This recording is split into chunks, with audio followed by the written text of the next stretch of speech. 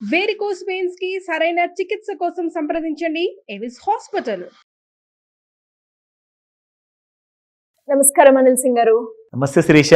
So basic గా మన ఇంట్లో ఇప్పుడు సెక్యూర్ గా ఉండాలి అనుకుంటే మన దగ్గర ఉన్న గోల్డ్ ఏదైతే ఉందో, గోల్డ్ కావచ్చు, డాక్యుమెంట్స్ కావచ్చు, ల్యాండ్ ప్రాపర్టీస్, అవన్నీ కూడా మనం బ్యాంక్ లాకర్లో పెట్టడానికి ప్రిఫర్ చేస్తూ ఉంటాం.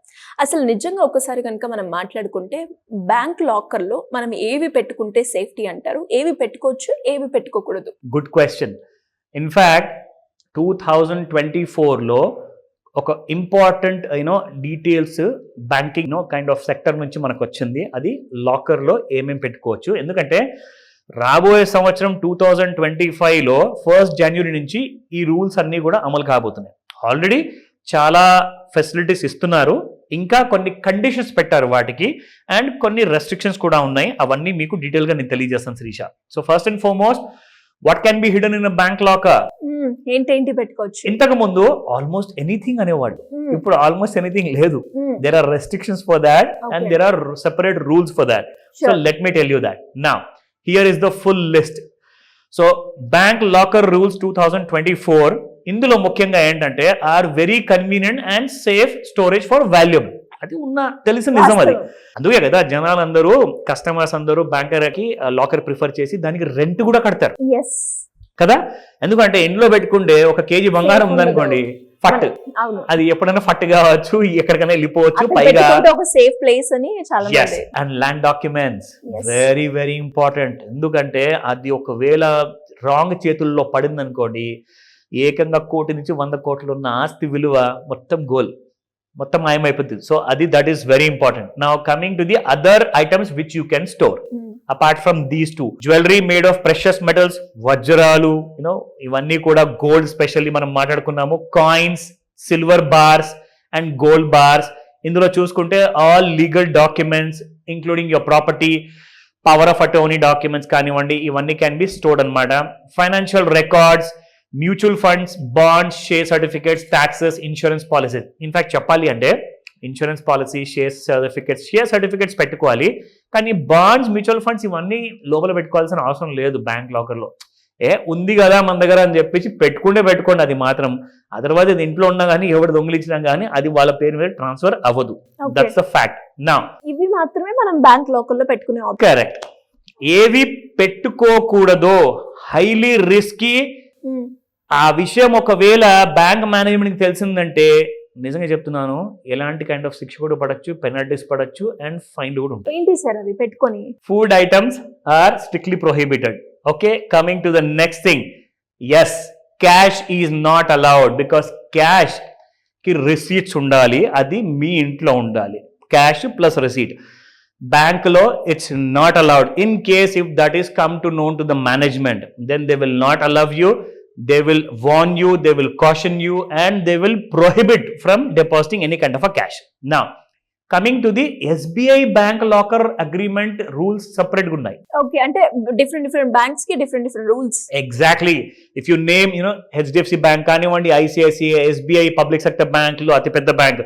సో దీని తర్వాత SBI తర్వాత చాలా చిన్న గవర్నమెంట్ బ్యాంక్స్ ఉన్నాయి. చిన్న అంటే కూడా SBI తర్వాతనే కాబట్టి. So coming to the all the rules of SBIలో ఏం పెట్టకూడదు, ఎలాంటి కైండ్ ఆఫ్ రూల్స్ ఉంటాయి ఎక్కడంటే, ముఖ్యంగా ఏంటంటే first and foremost normal like gold, jewellery, land documents ఇవన్నీ మీరు పెట్టుకోవచ్చు. No weapons again the same rule applies, no explosives at the same time. So ఇక్కడ మీరు చూసుకుంటే items are materials that gets damage quickly, any kind of illegal objects కూడా అస్సలకే permission లేదు. Now, any good that can harm or create an inconvenience to the bank and bank customers is also prohibited. So, మన ఇండియాలో 140 కోట్ల జనాభా ఏదైతే ఉందో, నేను అనుకుంటా దాదాపు కనీసం 80 నుంచి 90 లేదా 100 కోట్ల మంది SBIలో ఖచ్చితంగా వన్ ఆర్ ది అదర్ వేలో ట్రాన్సాక్షన్ చేస్తూ ఉంటారు. సో SBI బ్యాంక్ అందుకే ప్రత్యేకంగా సపరేట్ రూల్స్ పెట్టారు. అంటే ఆల్మోస్ట్ సేమే ఉంటాయి, బట్ ముఖ్యంగా ఏంటంటే ఇలాంటి తప్పులు మీరు చేయకండి. అండ్ ముఖ్యంగా మీకు ఇంకో మాట చెప్పాలి, ఏవైతే మీ పెట్టుబడి డాక్యుమెంట్స్ ఉంటాయి కదా, say for example share certificates అయితే చాలా ఇంపార్టెంట్ కాబట్టి ఇంతకు ముందు షేర్ సర్టిఫికేట్స్ ఉండేటి, కానీ ఇప్పుడంతా డీమెటరలైజేషన్ అయిపోయింది. అంటే మీరు కొన్న షేర్స్ అన్ని కూడా ఎలక్ట్రానిక్ ఫార్మాట్లో ఉంటుంది కాబట్టి ఫిజికల్ షేర్ సర్టిఫికేట్స్ ఇప్పుడు లేవు, కానీ కొంతమంది దగ్గర ఇప్పుడు కూడా ఉన్నాయి. నేనేం చెప్తానంటే బ్యాంక్ లాకర్ లేకపోతే కూడా మీరు ఇంట్లో ఒకవేళ సేఫ్గా పెట్టుకోలేకపోతే ఖచ్చితంగా బ్యాంక్ లాకర్లో పెట్టుకోండి. ఎందుకంటే చాలామంది ఆ షేర్ సర్టిఫికేట్స్ని దొంగలించేసేసి ఫోర్జరీ చేసి సిగ్నేచరు చాలామంది అమ్ముకుంటున్నారు మార్కెట్లో. కానీ బాండ్స్ అండ్ మ్యూచువల్ ఫండ్స్ మాత్రం అమ్మలేరు. సో ఈ విషయం గుర్తుపెట్టుకోండి.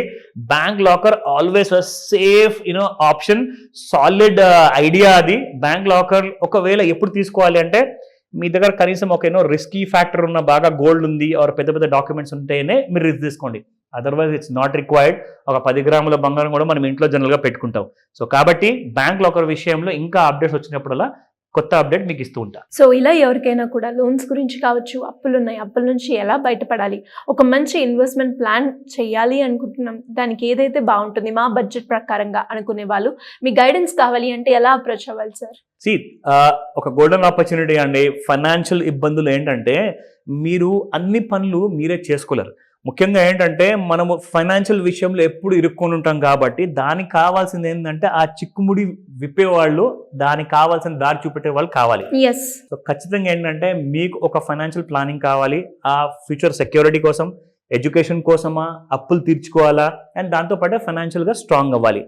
స్క్రీన్ పైన కనిపిస్తున్న నెంబర్కి కాల్ చేయండి లేదా వాట్సాప్ మెసేజ్ పెట్టండి. ఇమీడియట్గా మీకు మా టీం నుంచి మీకు తగిన సహాయాన్ని మేము అందజేస్తాం. ఎందుకంటే మీరు రిజిస్టర్ చేసుకున్న తర్వాత మీరు ఆన్లైన్ లేదా ఆఫ్లైన్ 2 విధాలుగా కూడా మీరు క్లాస్కి అటెండ్ అవ్వచ్చు.